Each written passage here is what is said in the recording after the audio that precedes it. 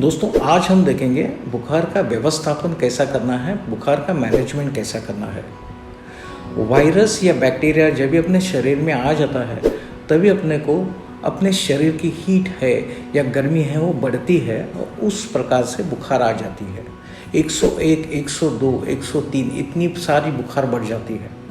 तो आपको अगर रात को बुखार आता है तो आप क्या करना चाहिए, या कभी भी आप आउट स्टेशन हो उसमें बुखार आता है तो आपको क्या करना चाहिए। दो चीज़ आपको करनी है। सबसे पहले चीज़ है उसका एलोपैथी का सबसे बेस्ट और इजीली अवेलेबल सब जगह मिलने वाली दवा है पैरासीटामोल।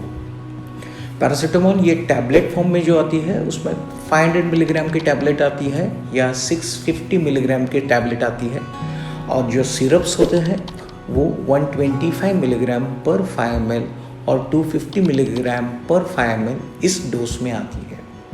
पैरासीटामोल आपको कितनी देनी है वो 12 मिलीग्राम पर केजी बॉडी वेट पर डोज, यानी 12 मिलीग्राम पर केजी बॉडी वेट पर डोज।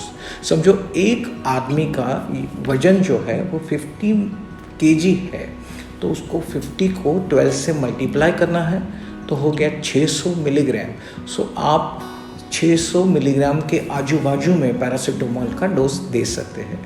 जैसे कि बच्चे का वजन है 10 किलो और उसे 12 से आपको मल्टीप्लाई करना है तो 120 मिलीग्राम आपको पैरासीटामोल देनी है, यानी 125 ml पर 5 ml तो 5 ml पैरासीटामोल आप दे सकते हो। आपको ध्यान रहे कि ये जो डोज है ये हर डोज का डोज है, ऐसे 3 से 4 बार आप दिन में ये डोज दे सकते हो। पैरासीटामोल ये जो दवा है ये इतनी सही दवा है वो भारत के हर घर में होनी चाहिए। पैरासीटामोल का इस्तेमाल एकदम सेफ है। जैसे कि आप बुखार के लिए और भी दवाई है लेकिन सबसे सेफ दवा ये है, आपको इसका इस्तेमाल परफेक्ट डोज से करना है।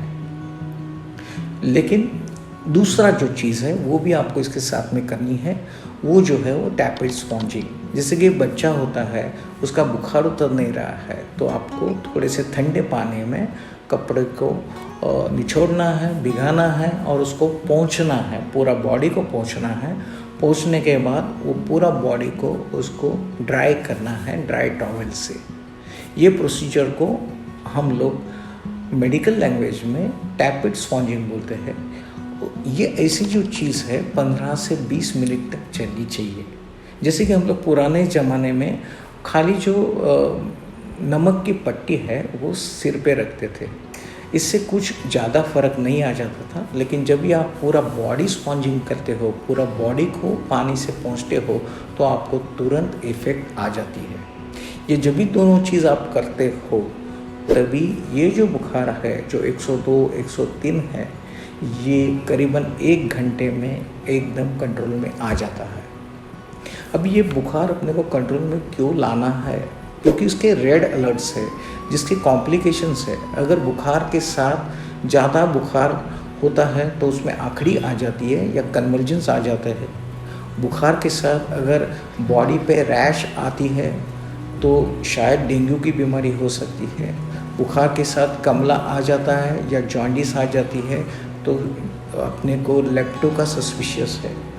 बुखार के साथ अगर SpO2 95 जो है उसके नीचे चला जाता है तो सैचुरेशन कम हो जाता है। वैसे भी बुखार के साथ में अगर ब्लीडिंग आती है, नाक से ब्लड आता है या मुंह से ब्लड आता है तो उसमें भी आपको तुरंत अस्पताल में लेके जाना है। आपको घर में इसका कोई भी इलाज नहीं होता है। अस्पताल में जाके प्रॉपर उसके इन्वेस्टिगेशन करके प्रॉपर उसको ट्रीटमेंट दी जाती है और आपका जो बच्चा है या आपका जो पेशेंट है वो तुरंत अच्छा हो सकता है। दोस्तों आज हमने सीखा है फीवर कैसा मैनेज करना है और फीवर के क्या कॉम्प्लिकेशन हो सकते हैं। अगले सत्र में हम लोग बोलेंगे कि फीवर के लिए आपको कौन से इन्वेस्टिगेशन करने हैं और कौन से इन्वेस्टिगेशन आपको बहुत ज़्यादा फ़ायदा देंगे। धन्यवाद, नमस्कार।